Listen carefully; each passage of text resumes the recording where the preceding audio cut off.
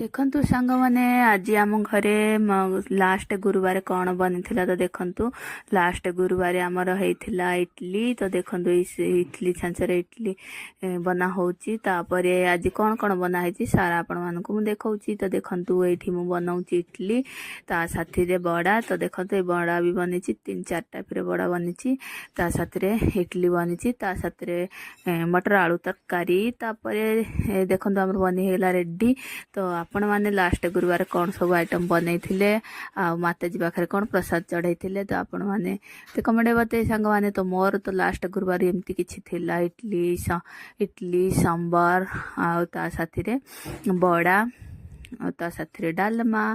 ତ ଦେଖନ୍ତୁ ଏଇଠି ଇଟଲି ସମ୍ବର ଆଉ ବଡ଼ା ସବୁ ଆମେ ରେଡ଼ି କରିଦେଲୁ ରାତିରେ ଡିନର ପାଇଁ। ତ ଆମେ ସମସ୍ତେ ଖାଇବୁ। ତ ଦେଖନ୍ତୁ ଏମିତି ଥାଳି ମୁଁ ସଜେଇଛି। ତ ମୋ ଭିଡ଼ିଓଟି କେମିତି ଲାଗିଲା ଆଉ ମୋର ଇଟଲି ଆଉ ବଡ଼ା